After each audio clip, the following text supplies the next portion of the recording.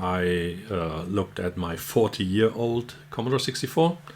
I do have a C64 Ultimate Starlight Edition, and it's suffering from the keyboard flex. So I'll have a look at that in this video, and I'm going to open up the case. It's an educational video.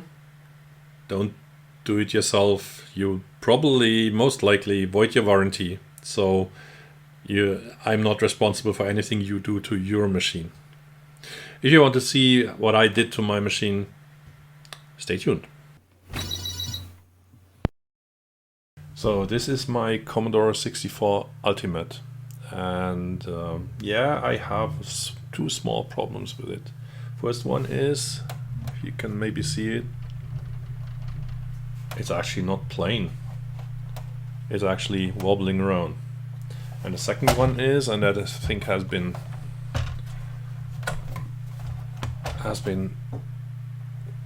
shown over time, discussed a lot. You see the keyboard is not mounted correctly, and if I just, oh, you can even see it here, just press on it gently, it flexes. And now, so I'm gonna open it up and see what I can do about it. Another thing that is, I don't know, is not working is the power LED.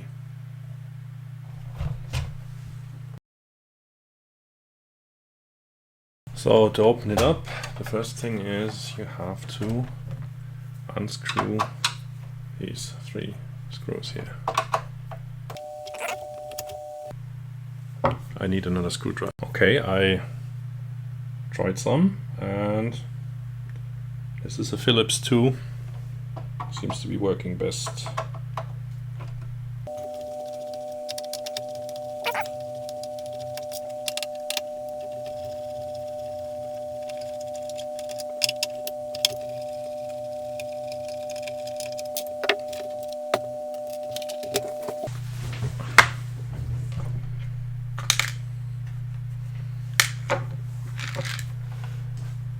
So let's open it up.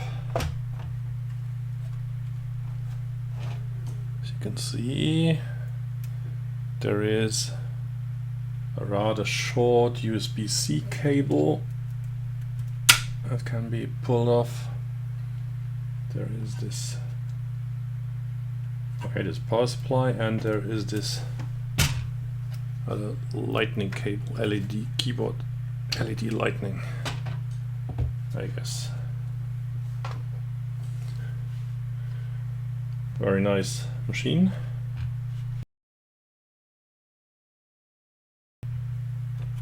I still think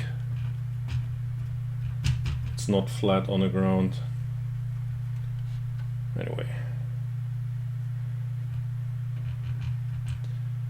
maybe that was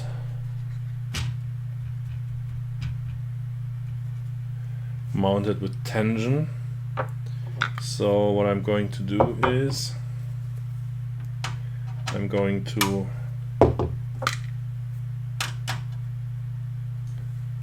loosen the screws and then just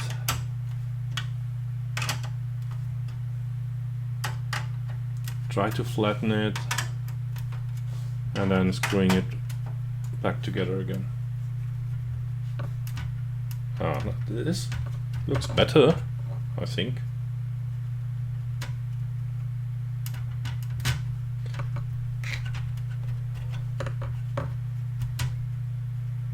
So I think it was screwed with tension.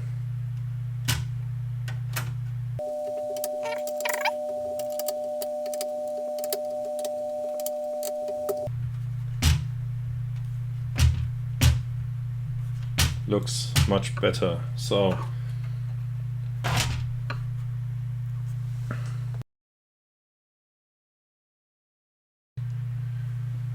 here's the actual board, which looks very nice. Very clean design. You have the main FPGA board with a lot of contacts here. that basically holds the whole computer. You can put in the SID chips, there's the expansion port, IEC bus, video, tape, and I guess there is the 9 volt generation, or the power generation for the tape port. USB, here's the output for the user port has been reduced as a port for USB, Ethernet, and HDMI. There is the actual user port. You can put in a flat ribbon cable and probably put in there so you can take it out of using the tape port. Okay, there are some more USB Type A connectors for whatever reason. There is where you can install the micro SD card, and there's the Wi-Fi modem. And there, I guess, this is probably to program ESP32. It's probably to program the Wi-Fi. Okay. So let's have a look at the keyboard.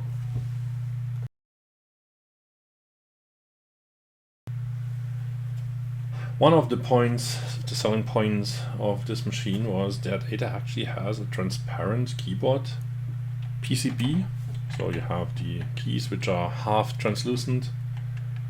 You can see the lightning through the keys, and there you have this actually a transparent keyboard PCB, but as I understand it, it is only 1 millimeter thick, not 1.6 millimeter, and lacks stability, as you can see here. It's just, but however, some of that seems to be from bad mounting, and I'll have a look at that in a moment when I have unscrewed the keyboard.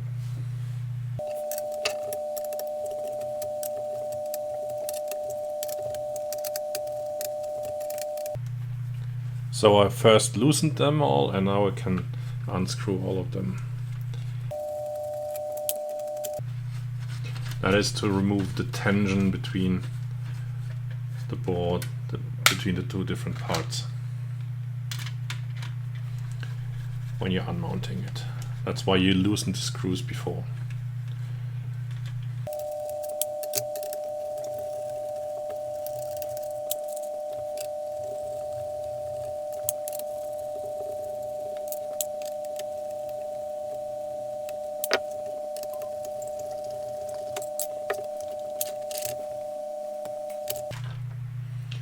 Good thing from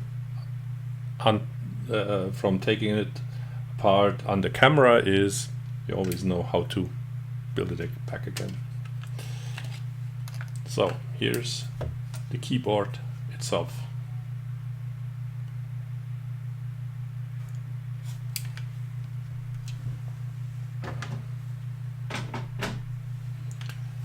So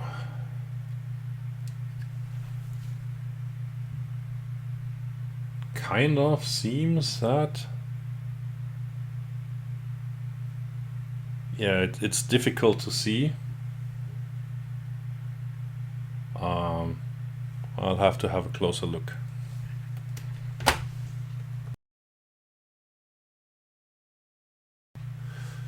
If you look very, very closely, you can probably see that the PCB here is, it's really difficult to see. Here is in the frame, and here it bulges out. I'm pushing it a little bit because you probably can't. Yeah, you can see it here. It bulges actually out of the frame. You can push it in, but it doesn't stay there. So it has probably also been mounted with mechanical stress and tension. So it's buckling out here, and almost similar. No, well, and I think here is the same with the function keys, and that's what's making the keyboard look so strange. So the whole keyboard here is flexing outward, it seems. You can push it down, but it's not really. Yeah, it seems to be mounted incorrectly, hopefully, and then if we can mount it correctly, we can hopefully fix it.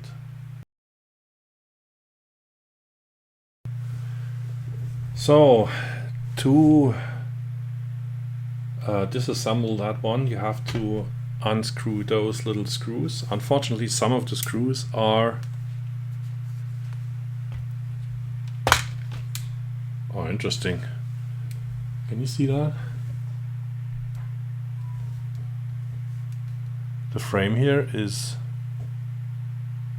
either broken or not fixed. It's actually flexing also. How can you do a strange thing like that?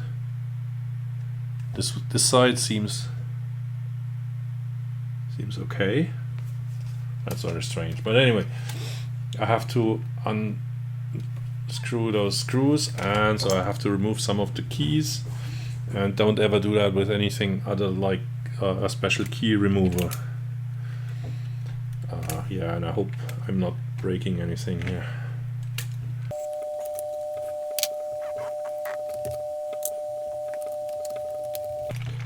Make sure you only pull on the actual key and not on the switch, because otherwise you're going to break your switches. You can put them back together, but yeah, those look like standard cherry switches, but I don't know, maybe those are at least standard MX key heads, but not sure. Maybe I'm not sure if they are original cherry key switches or if there's something. They changed something. Oh, and I think this has been discussed as well.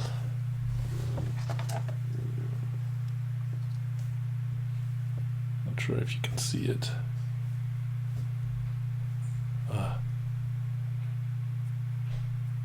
Those keycaps, they are not fully, well, I guess they have been, this is not fully, what I say, smooth. Well, you only see it when you unmount it, so I don't care.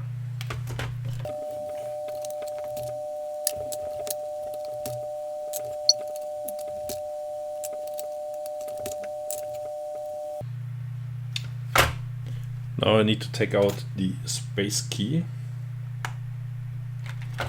which is going to be interesting because it's got a stabilizer in it.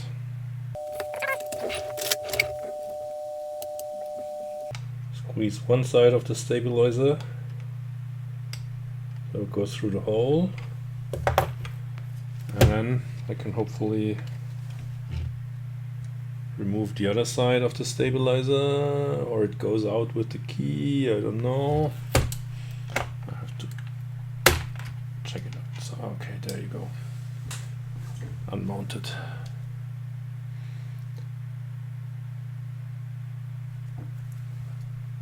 So you can see here this goes into the holes for those for the stabilizer, and you can see that. You can see that even so, and this is crazy.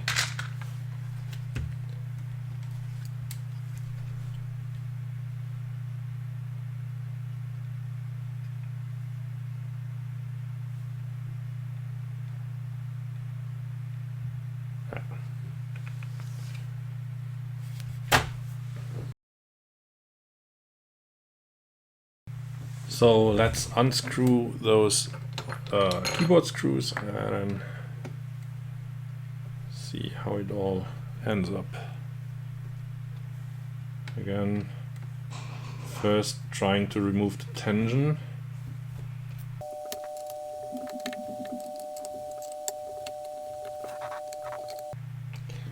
Now that's a bummer. My screwdriver doesn't fit in here because of the keys. Let me see if I have another one. Okay, this is a very small Phillips head screwdriver.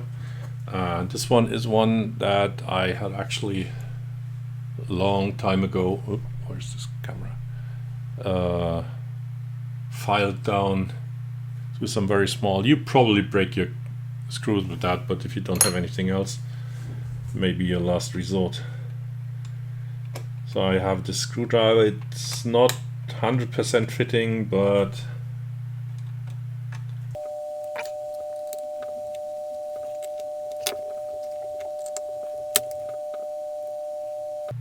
it looks like the flex is still here. Yeah, well, I'll probably first remove all the screws and take it apart, and then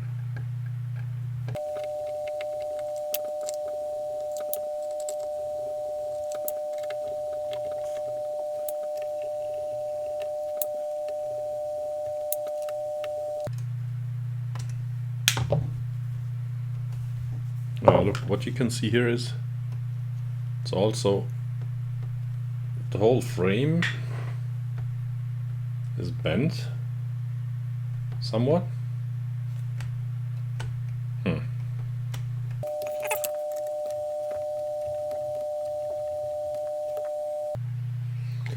So I guess this screw is already kind of broken. That's not good.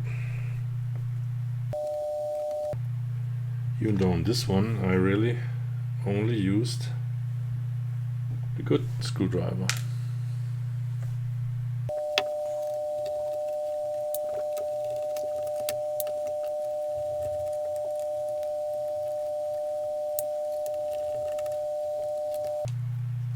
Oh, look at this.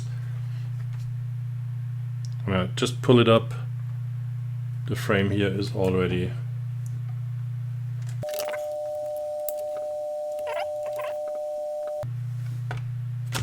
I have removed all the other. There you go. Okay, there you go. This is a flex keyboard. Wow.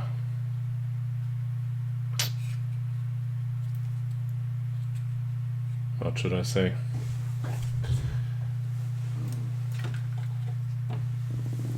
This one is a real bummer, as it seems.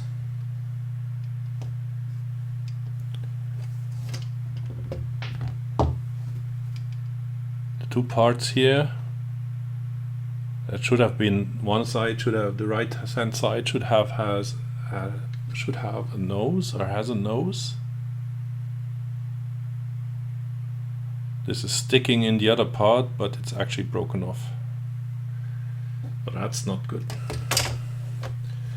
The other side seems fine. You can see here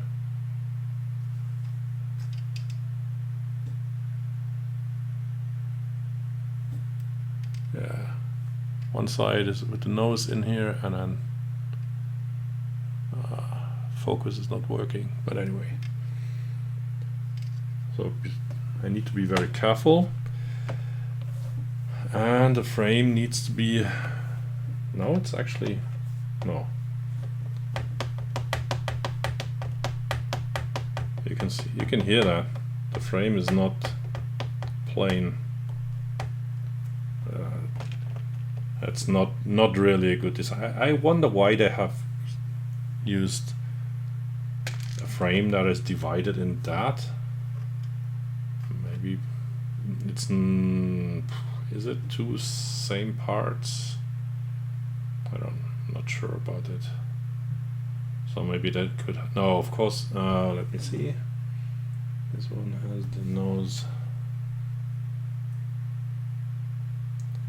on the bottom side. This one has the nose on the top side.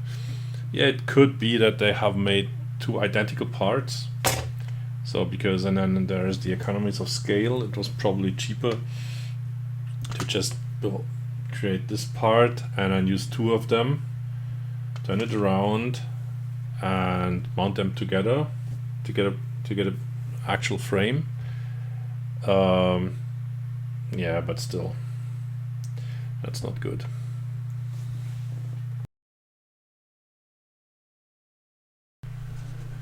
So I decided to try some super glue to bring that back together, and I'm applying it, some kind of gel-like super glue, and then now you have to hold it together like so, make sure it's aligned.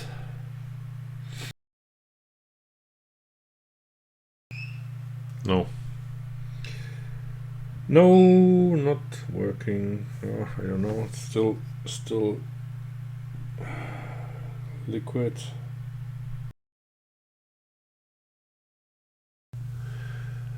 Okay, it seems the super glue is not really holding. Even if I'm pressing, I've been, I don't know, 10 minutes pressing it, and it's still not curing. So what I'm going to do is I'm trying to add some hot glue here, and I've also supported in the meantime with some PCBs, because those sides here, they are firm on the ground, but here on the side there's a gap to the ground, so just to make sure it's stable. Now let's see if that one, just kind of fill it in with, actually I doubt it will really hold to the mechanical stress, but as I've seen on my other builds, that hot glue is not the best way to do that, but it seems for now, I don't know, maybe at some point in time I'll put in some, I don't know, copper web, and then basically burn it into the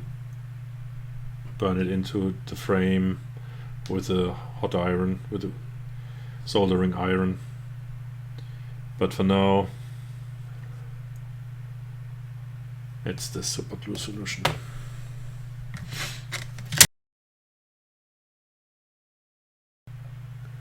Let's see how we mount that back together. And again, this is really wobbly, and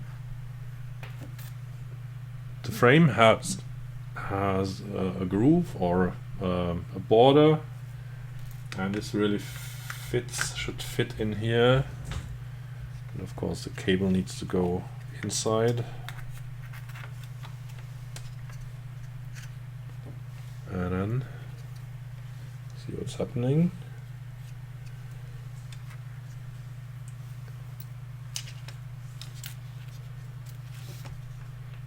Why is that not working?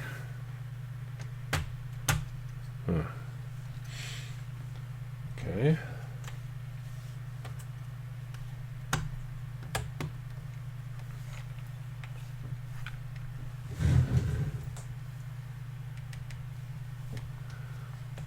Now, if you put it on the frame, push it down on the plane, then it actually seems to be much better here with the function key side, and it's still there somewhat. I'm not sure if that is really helping that much, but anyway, let me try to put it back together again.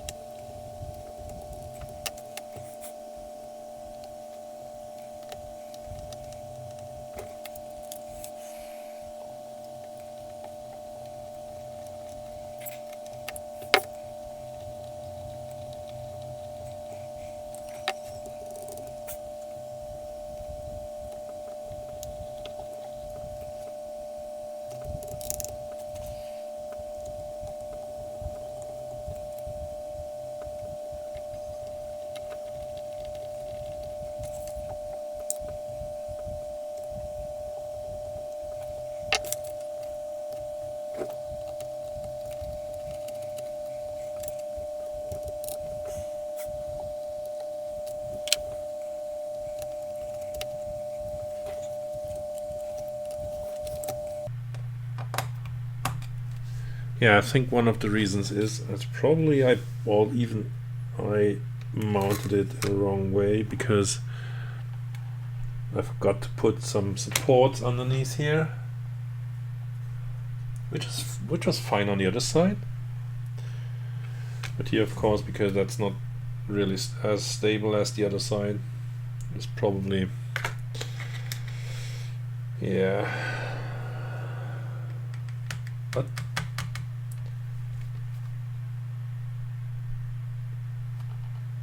at least here where the space is and where the function keys are, it's not coming out that much as it used to, so it's better.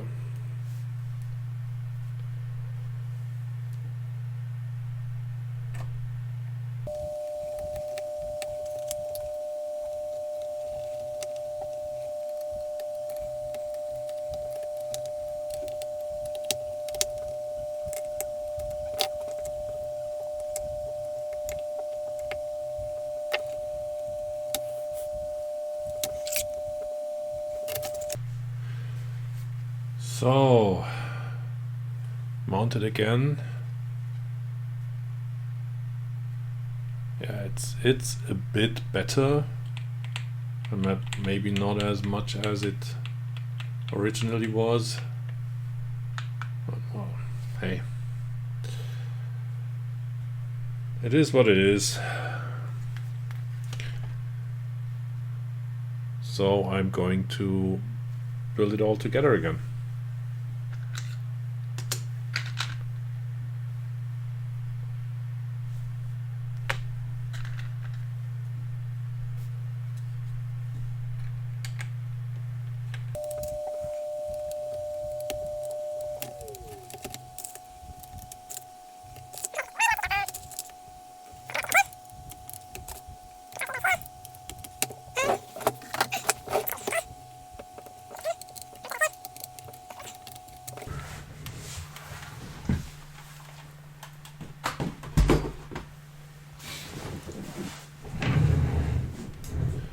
Let's reinstall the space key, which is probably more fiddly than it should be.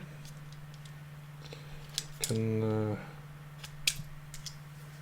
take out the stabilizer.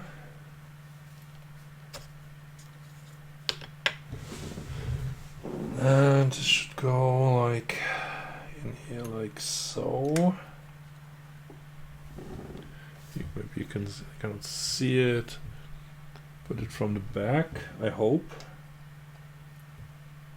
And then you can just click it in on the front side. And then the key should fit like so. Very nice.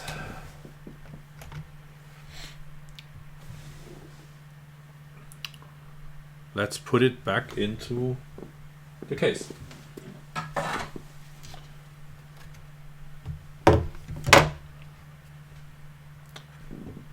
Of course, you cannot just lie it on the ground because then, yeah, it doesn't. The keys will, the screws will not go in.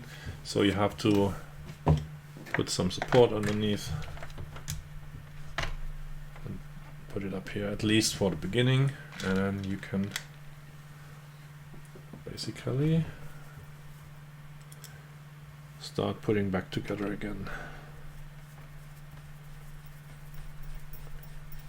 And again, maybe you have seen it on the keyboard.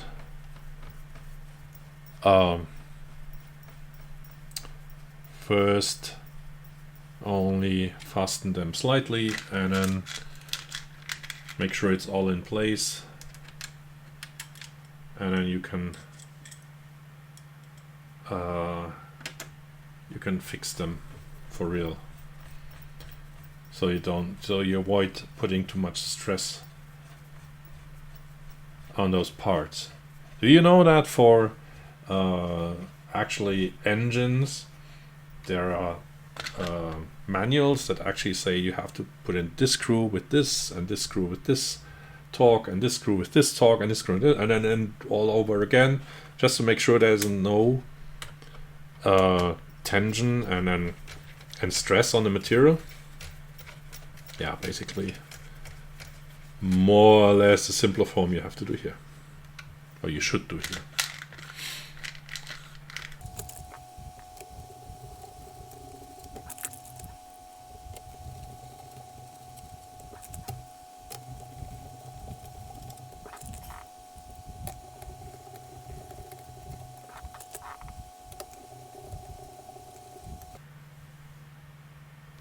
Okay, all screws are set, so I can now start fixing them for real. Fastening them for real. How do you say that?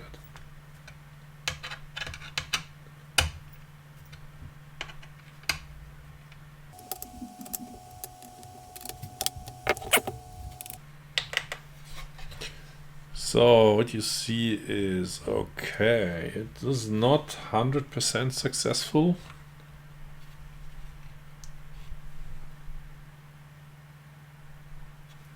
You still somewhat see that the space key is a bit, yeah, keyboard is not fully plain, but yeah.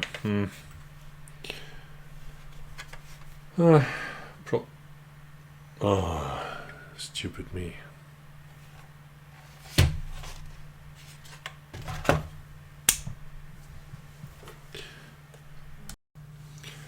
Okay, I was able to pull the cable out here without unmounting the whole keyboard. So let's see how we can bring that together. So I was measuring the voltage or the LED, the diode properties across those cables, which is interesting because it looked like that the middle one would be ground, and but on the connector here, the middle one is marked as plus. So I'm not sure if that is, the LED is actually connected properly. Probably have to have a look at it. So let's try that on. Let's try that out. Whatever. Okay, you can.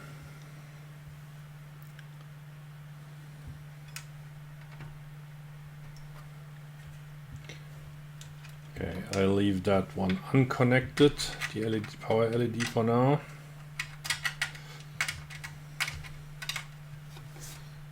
Connect the USB-C cable. Power. Switch on the power here. Okay, you get it. So what I'm going to try is now connect the cable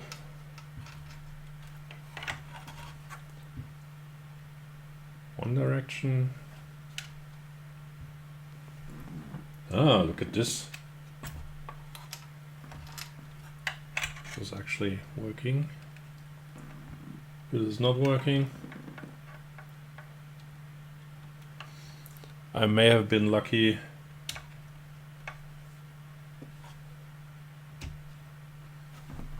The cable was just connected the wrong way around.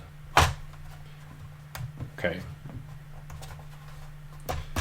So let's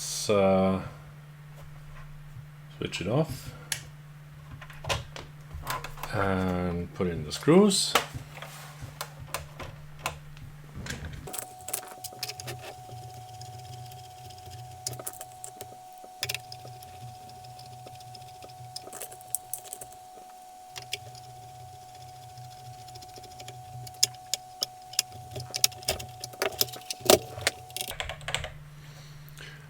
Okay, so let's summarize.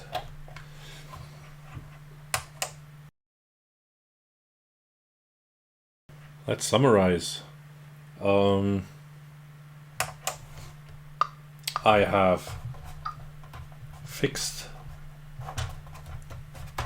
the case. It's not,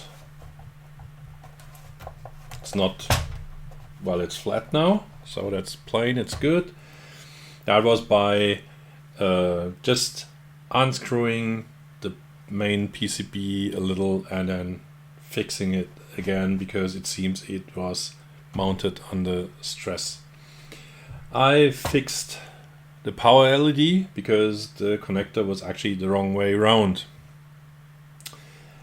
And looking at the flex, yeah, it is still there. I can probably see it. I don't think it's much. It's a bit better maybe. Also, the keyboard is not. Yeah, you could still see that it's not really in flat in here. But yeah, what can I say? I did what I could on the keyboard itself. So there are some solutions where the where you could put 3D printed brackets underneath the keyboard to support the PCB, which is what I will probably do at some point, but I don't have clear filament right now, so I can't print that out because I want to print that out in clear filament. So it basically fits the whole clear case design. So that's how I fixed my Commodore 64 Ultimate. Hope you like it. See you next time. Okay, this is a very small Philips one. Seems to be working, even though it doesn't totally fit. Was machst du denn da?